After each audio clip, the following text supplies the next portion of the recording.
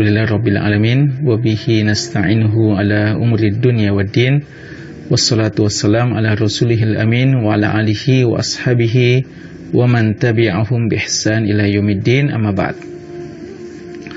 Kaum muslimin dan muslimat yang berbahagia, yang dimuliakan oleh Allah Subhanahu wa taala. Idul Adha adalah salah satu dari dua hari raya besar umat Islam. Idul Adha adalah hari berkurban. Hari ini dinamakan demikian karena ada satu ibadah yang mulia yang dianjurkan pada hari tersebut, yaitu ibadah kurban. Dan ibadah kurban ini adalah ibadah yang Allah Subhanahu wa taala syariatkan sejak Nabi Ibrahim alaihi salam. Bahkan Nabi Ibrahim alaihissalam telah mencontohkan bagaimana ketaatan beliau ketika Allah perintahkan untuk menyembelih anaknya. Ismail alaihissalam, seorang anak yang sangat dicintainya, diperintahkan oleh Allah untuk disembelih.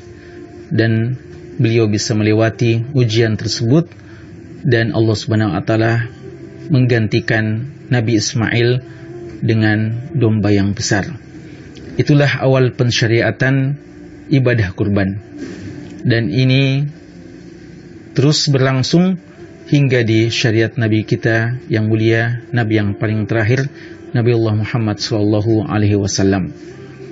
Jika saja Nabi Ibrahim alaihissalam pernah diperintahkan untuk berkurban seorang anak, yang walaupun pada akhirnya diganti dengan domba yang besar, maka kita sejak awal tidak diperintahkan untuk mengorbankan anak kita, tidak pula salah seorang dari keluarga kita, tapi kita hanya diperintahkan untuk berkurban dengan hewan ternak yang telah disyariatkan dalam Al-Quran dan hadis-hadis Nabi SAW.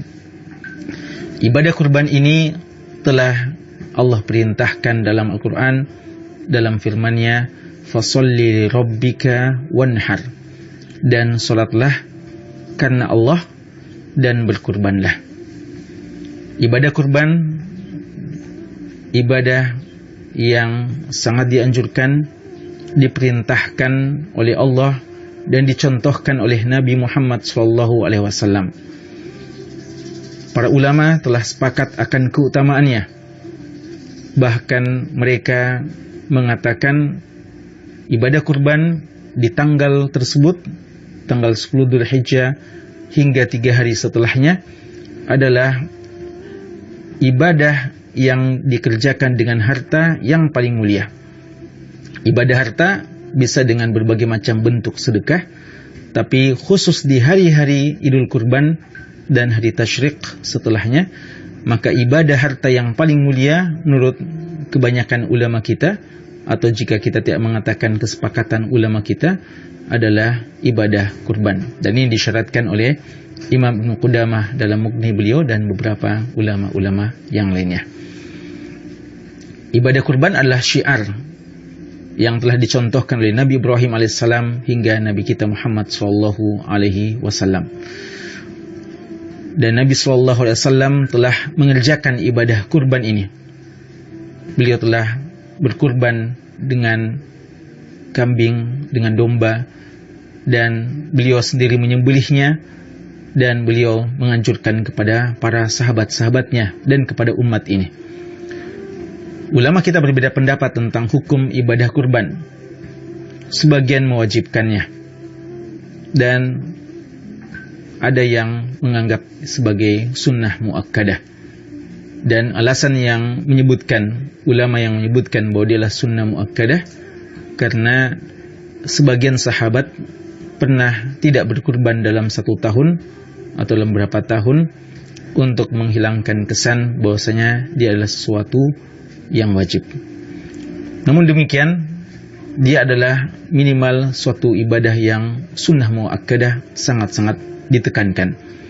Sampai-sampai ada sebuah hadis yang diriwayatkan oleh Imam Ahmad dan Imam Ibnu Majah, Nabi SAW mengatakan dari hadis Abu Hurairah radhiyallahu anhu, Nabi SAW bersabda dalam hadis tersebut, man wajada sa'atan falam yudhahi fala yaqrabanna musallana. Siapa yang mendapatkan kelapangan untuk berkurban namun dia tidak berkurban, maka jangan dekati tempat solat kami. Artinya jangan dekati tempat solat id kami. Jangan meramaikan hari lebaran Idul Adha kalau dia tidak mau berkurban padahal dia sanggup untuk berkurban. Begitu hadis yang disampaikan dalam periwayatan Imam Ahmad, Imam Ibnu Majah dan imam-imam yang lainnya. Walaupun para ulama kita berbeda pendapat tentang kesahihan hadis ini, sebagian melemahkan dan sebagian mengatakan bahwa hadisnya sahih mauquf dari perkataan Abu Hurairah radhiyallahu taala anhu. Intinya bahwa ibadah kurban ibadah yang sangat mulia, sangat-sangat ditekankan bagi mereka yang memiliki kelapangan dan keluasan. Ibadah kurban ini ibadah yang dikerjakan setiap tahunnya. Oleh karena itu, seorang yang mampu untuk berkurban setiap tahunnya, maka hendaknya dia berkurban dan tidak mengatakan bahwa dia telah berkurban tahun lalu, telah berkurban 2 tahun yang lalu dan seterusnya. Selama kita sanggup dan datang hari-hari yang mulia tersebut, maka mari kita laksanakan syiar yang mulia ini dengan penuh keikhlasan kepada Allah Subhanahu wa taala.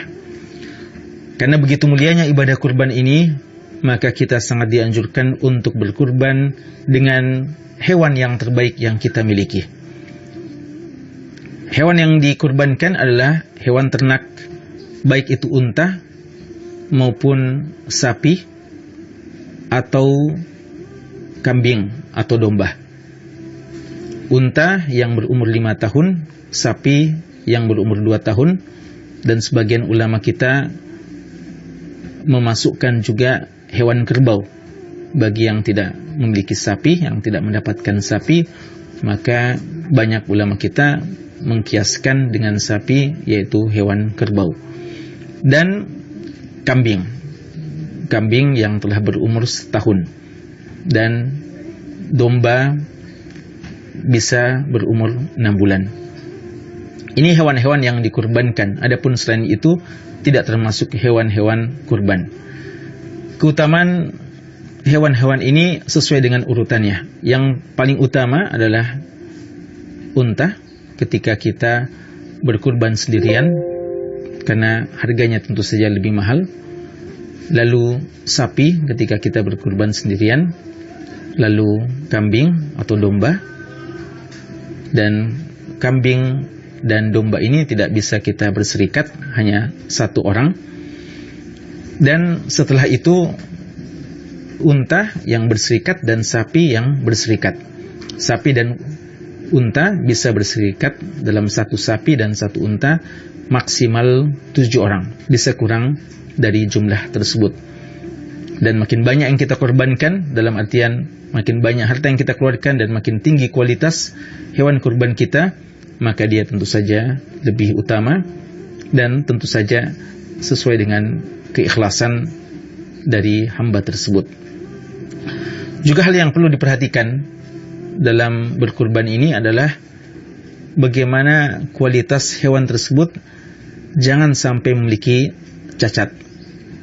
Karena itu terlarang orang berkorban dengan hewan yang matanya buta, entah kedua mata buta atau salah satu dari matanya buta. Dan juga terlarang hewan yang pincang dan hewan yang sakit dan sangat nampak bahwa dia sakit, dan hewan yang sangat kurus yang tidak berkualitas.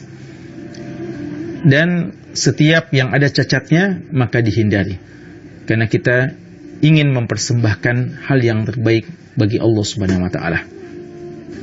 Hal yang perlu untuk diingatkan juga kaitannya dengan berkurban ini, dalam hadis yang diriwayatkan Imam Muslim, Ummu Salamah radhiyallahu taala anhuma pernah meriwayatkan bahwa Nabi sallallahu alaihi wasallam mengabarkan seseorang yang ingin berkurban, maka sejak masuknya hari pertama bulan Dzulhijjah, sejak tanggal 1 Dzulhijjah, maka dia dilarang untuk memotong kukunya atau memotong rambutnya atau mencabut bulunya dia terlarang hingga selesai dia berkurban. Kalau dia berkurban tanggal 10 Dzulhijjah, maka setelah itu baru dia boleh memotong kukunya, mencukur rambutnya, dan seterusnya. Oleh karena itu, bagi yang sudah menyiapkan hewan kurbannya atau yang sudah meniatkan akan berkurban tahun ini, maka perlu untuk memperhatikan jangan sampai dia lupa masuk 1 Dzulhijjah lalu dia belum sempat untuk memotong kuku, mencukur rambut, mencabut bulu, dan seterusnya. Dan hal yang terakhir yang perlu untuk kami ingatkan, bahwa ibadah kurban ini adalah ibadah sekali setahun. Mari kita programkan, mari kita rencanakan. Sebagaimana kadang kita merencanakan untuk memiliki barang-barang tertentu dari materi-materi benda-benda duniawi yang sangat kita harapkan, yang sangat kita cita-citakan, kita kadang menabung, kadang menghemat dana kita untuk bisa mendapatkan barang yang kita impi-impikan, idam-idamkan dan cita-citakan tersebut. Mengapa tidak kita lakukan hal itu untuk berkorban yang hanya sekali setahun ini? Mari kita persiapkan dana kita untuk melakukan ibadah ini, karena dia adalah ibadah yang datang pada hari-hari yang sangat mulia, 10 hari pertama bulan Dzulhijjah dan 3 hari setelahnya hari-hari tasyrik. Semoga Allah Subhanahu wa taala memudahkan rezeki kita dan memanfaatkan rezeki yang Allah berikan kepada kita dalam ketaatan-ketaatan kepadanya, di antaranya dengan ibadah kurban yang sangat mulia ini. Semoga Allah Subhanahu wa taala menerima amalan-amalan kita dan mengikhlaskan hati-hati kita. Waffaqallahu al-jami' li kulli ma yuhibbu wa yarda. Wa sallallahu ala nabiyyina Muhammadin wa ala alihi wa ashabihi wa sallam. Walhamdulillahi rabbil alamin.